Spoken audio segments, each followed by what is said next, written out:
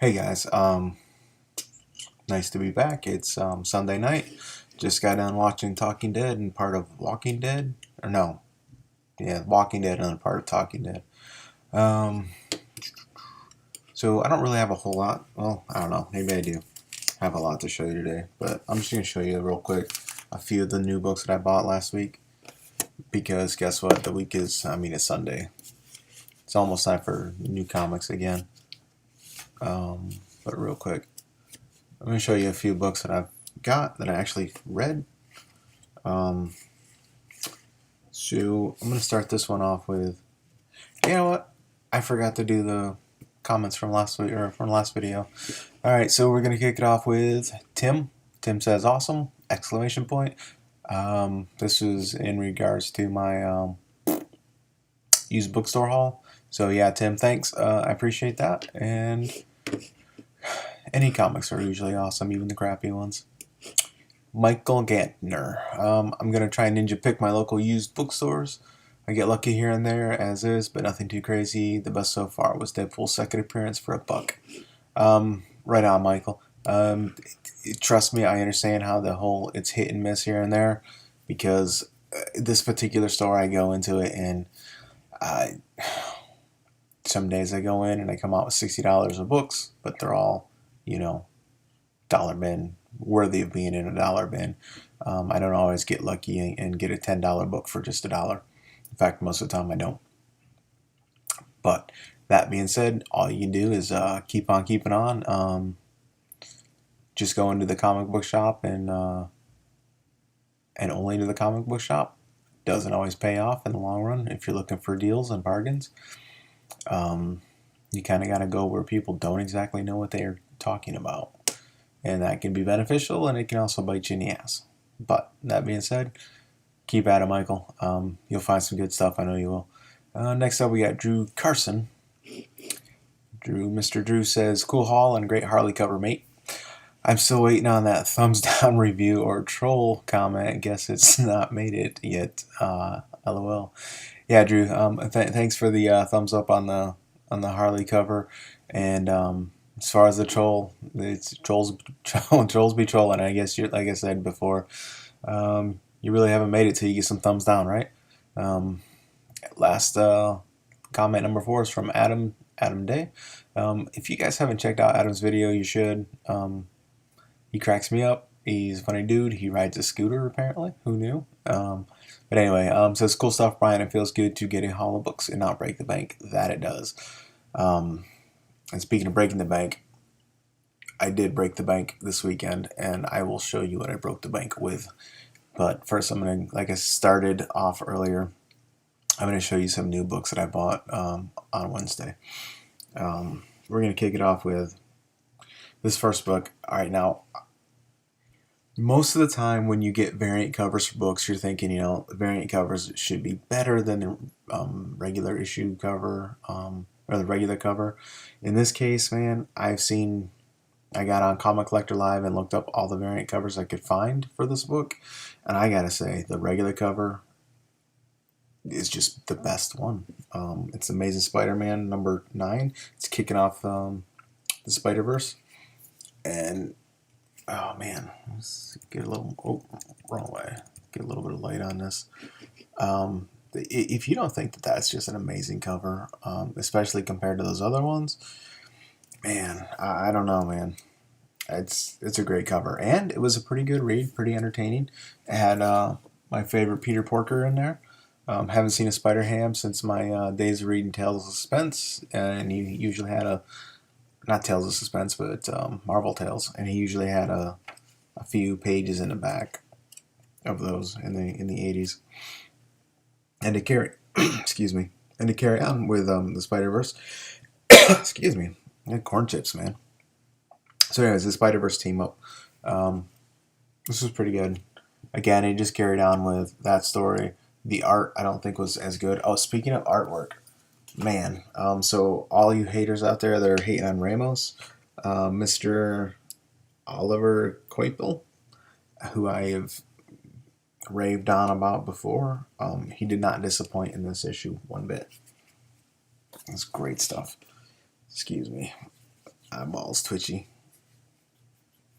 I don't know if I showed you this guy's one or showed this one to you already, but it's the Goon Occasion of Revenge Part 3 of 4. It's the Goon, which I love, so you couldn't beat this. This is not actually the Goon. This is one of his Muscle Man, but it's a good book. I enjoyed it. Next up, this is another one that I actually read this week. I know it's shocking, but it's Eternal Warrior Days of Steel, issue number 1. And I'm not sure what's going on with Valiant lately, but they appear to me to I don't know, it's weird. Like, we had the Eternal Warrior, and we had probably a good 8 issues of the Eternal Warrior, and then they just canceled or I haven't seen the Eternal Warrior, just that title, lately, and now we get this Eternal Warrior Days of Steel, and it's a new number 1 issue. God forbid that they're trying to pull this DC and Marvel crap of relaunching titles every 3 minutes.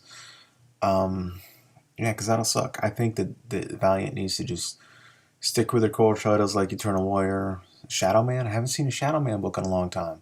It was Shadow Man, then it became Shadow Man something else for a couple of issues, and I haven't seen anything from the Shadow Man in a while. The only thing that's really been consistent is XO and Bloodshot. But right now they're doing... I love Valiant, but I think they need to get their heads on straight and concentrate on their core titles. And you can do these spin-off books, and that'll be great. But I think they need an Archer Armstrong, Eternal Warrior, XO, Harbinger, which I haven't really seen a regular just a Harbinger book for a while. It's been like Harbinger Omega, Harbinger Wars, and things like that. But that's my 2 cents about that. I love Valiant. I just hope they don't go in all kinds of crazy directions and start dropping off, because that'll be a shame. Another book that I read this week was Star-Lord issue 4. And this book's probably on the chopping block for me. It's not really doing a whole lot for me. Did I read anything else? No, I didn't. But I managed to read the first issue of Axis, and it was a little confusing. I wasn't really too sure what was going on all over that book, but it was alright, I guess. Here's another Valiant book I picked up this week. It's Dr. Mirage number 3. Gotta read issue. I don't think I've read the first 2 issues of this book yet, but I'm hoping that I like it. I want to like it. I want to like everything that Valiant puts out. Speaking of Valiant putting out, I get it, putting out. That's what she said. Anyways, I got Bloodshot, issue 25. I got here, My Greedy Little Hands, cover B and cover A. So I guess they've stopped calling them just regular cover and pull box or whatever. Anyways, cover B. And right here is cover A. I need to get back into this book or start reading it, because I do enjoy that book. And I've thumbed through this a little bit, and so far it's pretty cool. I really like Birthright already. And that's not saying much considering it's just 2 issues. But Mr. Joshua Williamson, who's the creator-writer, is doing a pretty good job, and Andrea, whatever, Bressan, I really enjoy the pencils in this book, and it's just pretty good stuff, in my humble opinion. Death Wolverine, this Weapon X program, I haven't read it yet. I think I'm just gonna hack all these Wolverine books off my pull list, because I'm not that big into it. Here we got the Fairest, or not even the Fairest, it's just Fairest, my bad. Anyways, it's issue 31. And it's a beautiful, beautiful cover, and I'm gonna go out on a limb and say it's an Adam Hughes cover. Either that, or it's like, I don't know, just great marketing on her tits, I guess. But it's a beautiful book. I think also, I'm not sure, but I think this might be some sort of. I can't help but think this is some sort of Lois Lane kind of Superman Amish homage cover. I mean, I feel like this. I've seen this before with Lois Lane and this super pig thing there would be a dog or Superman flying overhead. I'm not sure. But I really like. I really do love the Fairest, and lately I've been trying to make a little effort into picking up some of the back issues of Fables because Ferris is a spin off of that, and I like this so much that I figure that I will probably enjoy that. I got my kid Grayson #4. He hasn't read that yet, but we'll see. And this is just a fun little book that I picked up called Fiction Squad, from the world of Fablewood. Um, I think I read the Fablewood books, but this just looks like a lot of fun. Um, Basically, it's fairy tale kind of world, and all those characters in there all screwed up and messed up like they would be in the real world. Imperial issue 4. I got to read 2 and 3. I loved 1 so much that I can't imagine that I won't like those as well. One of my favorite books, Chew #44. This looks pretty grim, but I can't wait to get into it. I picked up this what may or may not be a gem. I don't know how it could not be at least good. It's Kurt Busiek is doing the writing on it. It's Tooth and Claw, and it's like anthropomorphic animals talking, and their world is you need magic to survive, and apparently the magic is failing, or I guess is what I understand. And so here's some back issues that I picked up from last week. Oh wait, here's a new book I bought just for the funny of it. It's a funny book, like the old lady used to yell at me. Oh shit, I'm finding other books. Anyways, the One Percenters. I'm only saying that because it's got the One Percenter. The image logo is the One Percenter thing. So it's the humans, and it looks to me like it's basically Planet of the Apes on motorcycles. So I'm looking forward to reading that. And I know I've said this before many times that I'm done with Harley Quinn as far as buying her new books, and that was true until I saw that Power Girl is in here, and it just looks like it's gonna give a good balance to Harley Quinn and her nonsense. I'm hoping Power Girl is a good balance to that and brings it into the realm of less ridiculousness. So these are books that I bought. These are back issues that I bought. And maybe one of them is a new book, but I picked up this Son of Sam Hain hack slash. I wasn't overly into it to start with as far as when I first saw it on the shelf, but I don't know. Maybe Tuesday or last Monday I was just kind of going through the racks, and I picked up, I don't know, the most recent issue, and I thought the artwork looked really nice in it. And I noticed that we had them all the way back to issue 1, so I thought, you know what the fuck, I'm gonna give this a shot because the artwork inside it the artwork in issue 1 here is just really really good. It's Emilio.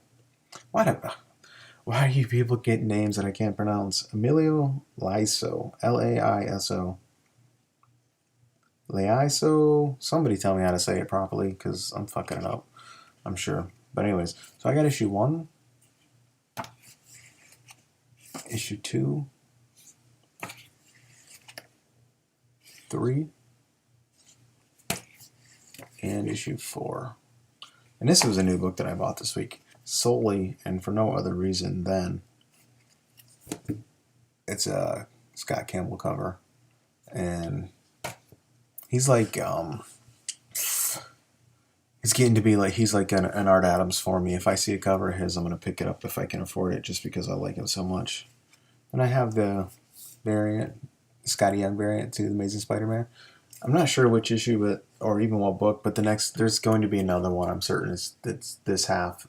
You can see, actually you can't see on my copy. You can't see it, but I've seen other copies where it was cut so that this edge here you can actually see Spider-Man mask. So yeah, anyways, I picked this up because of the Scotty Young variant, and I do so love Scotty Young variants. The one book that I think there should never be a Scotty Young variant for, though, is this one. I don't understand why they did a Scotty Young for Rocket Raccoon back in the day, but they did. And this is issue 4 or 5. I need to read it. I don't know, it's kind of weird. Now I have Real Heroes issue 4. It feels like this book hasn't been out in at least 2 or 3 months. So I remember what happened in the last one, so let's see if this one's as good as it was before. Issue number 3 of The Names. Beautiful covers. It's kind of why I keep buying it. I need to read the books because I love the cover so much that I don't understand how the inside can't be as good. And plus, it's a Vertigo title, and Vertigo usually doesn't let me down too badly. Men of Wrath issue 2. I don't think I'm gonna keep getting this after this. It's not tripping my trigger, man. This book I picked up. I don't normally pick up the Hulk, but issue number 8 has the Red She-Hulk on it, and I was really a big fan of the Red She-Hulk that was going on for a while, and then I don't know, I guess nobody else was because out of the blue it got canceled. So I wasn't too happy about that, and since I saw that, I thought, wow, that's amazing and beautiful, so let me pick it up. Now I got the most recent issue, number 8 of Velvet. Like I said, I can't go on and on enough about Velvet and how Brubaker's doing a bang-up job, mate, of writing this book. And Mr. Steve Epting, he's beautiful covers, beautiful interiors. This is how every comic book should be. When you look at the cover, you get a taste of what's inside and what's actually inside, and not a tease. I have X-Men issue 21.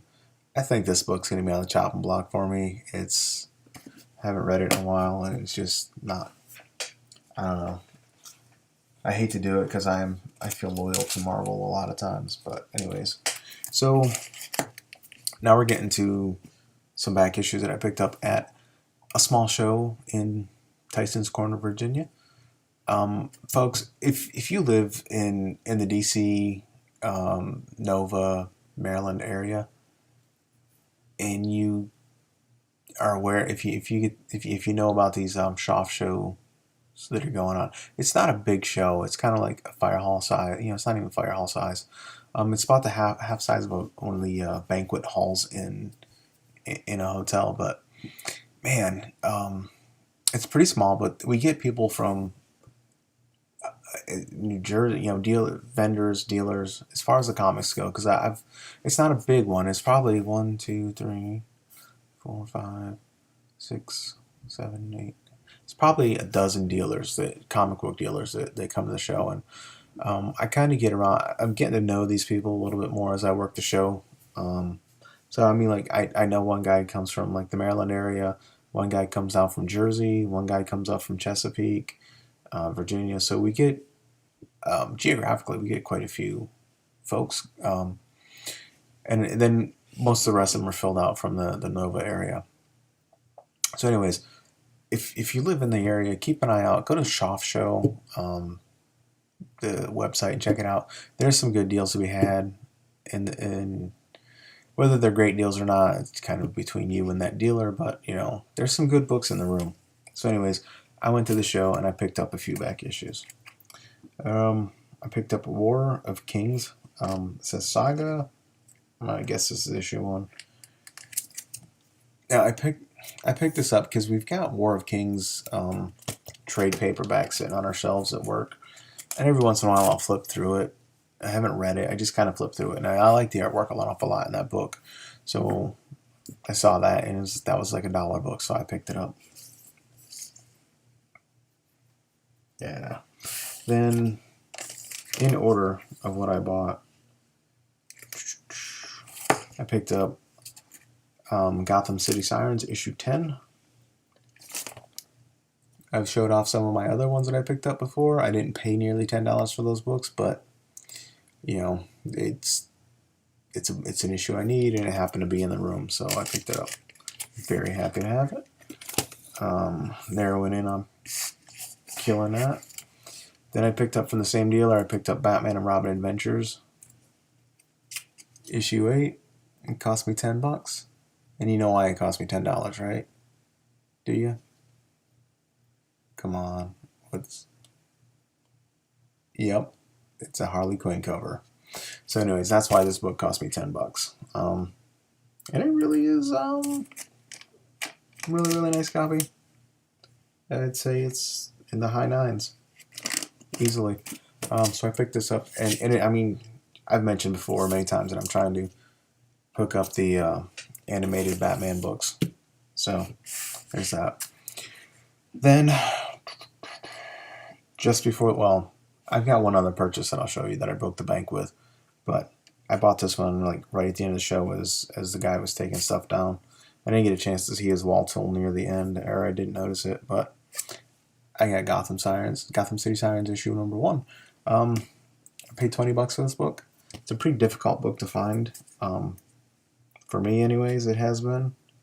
He happened to have it, and he's a vendor from Richmond. It's got a bit of spine roll, but I'm happy with it for $20. You know, I mean, it's one of those books I'm just like sold. Now, I showed you guys a while back my Gotham Girls books, and I happened to be nearing the end of the show, wandering around a little bit, and I saw up on the top row of this guy's wall, I saw Gotham Girls. I think it was issue 2, but it wasn't the issue that I saw that caught my eye. It was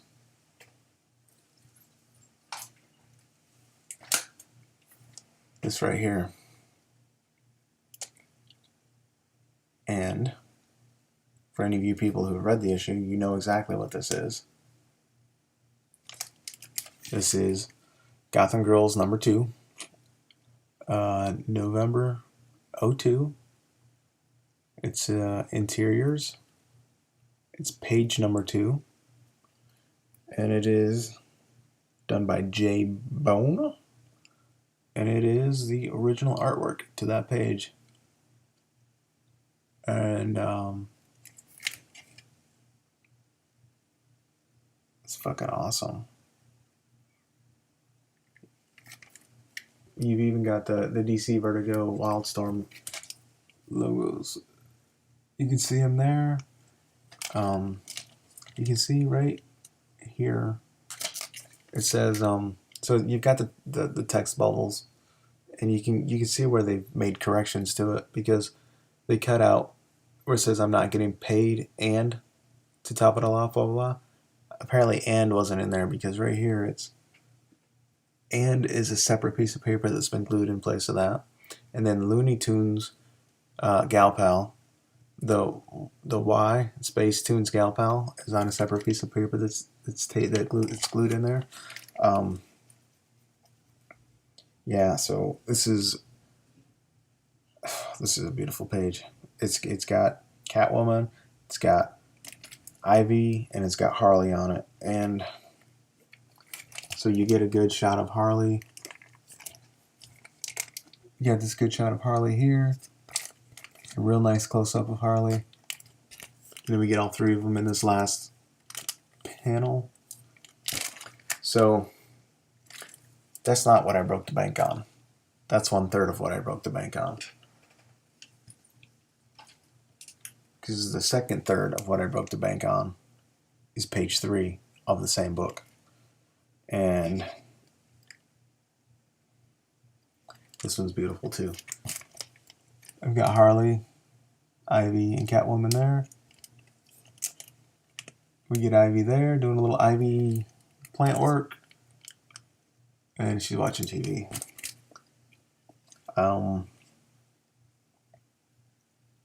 These are the first pieces of original artwork that I ever purchased, and oh man, when I about lost my shit over these.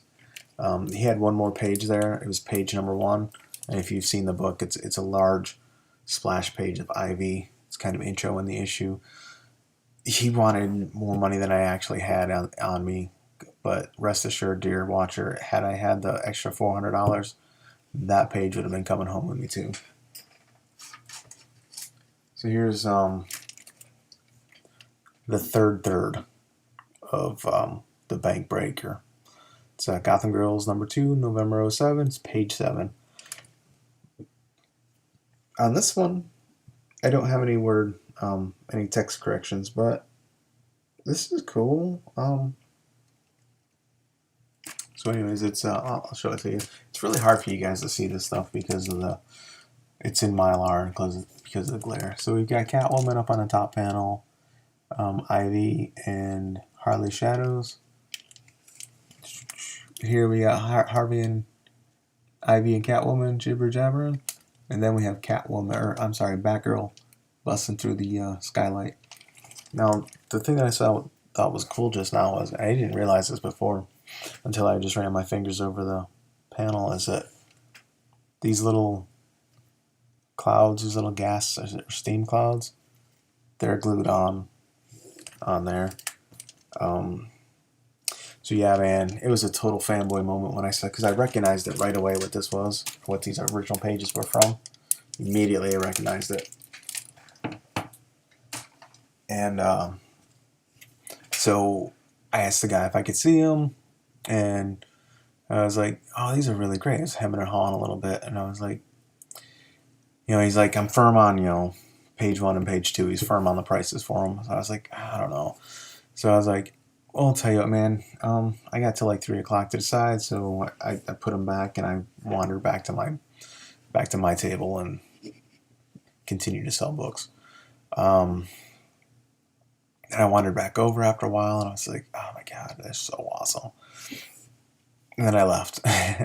And then I wandered down to the ATM machine, and I got out some cash and went back to him, and I was like, I said, let me see those again. He's like, all of them, or what? I said, just the 3, not the Ivy, because I can't afford them all. So we hemmed and hawed a little bit, and I didn't pay his asking price. I got a little bit off on them. Got $150 off on them. I ended up paying a bit for them. They're my first pieces of original art. Like I said, I am so happy to have those. I mean, before I bought them, as I was looking at them, I actually not a visible shake to the hands, but my body was twitchy with the excitement of having those books or those pages in my hands. So I've got to get those things framed because they're amazing. They're freaking beautiful, in my opinion, anyways.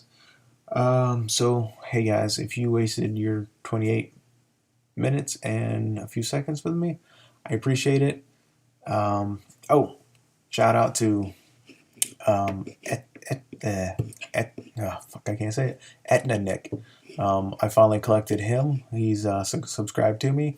I don't really have to tell any of you guys who he is, because I'm sure if you've seen my channel, you've been watching enough channels that you've already seen his, and I just ramble on.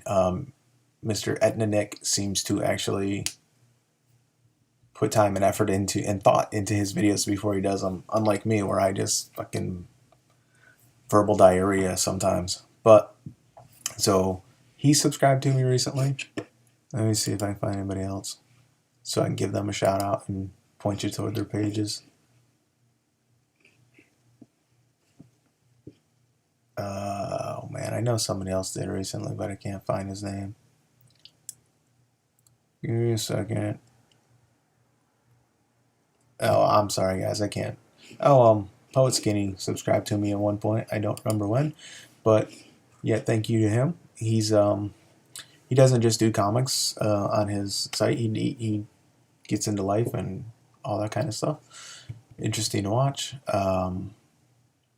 So yeah, guys, thank you for watching. If you haven't yet checked out Nick's page, go ahead and do that, because I rest assured it's much better than the stuff that falls from my face here. Thanks, guys. Good night.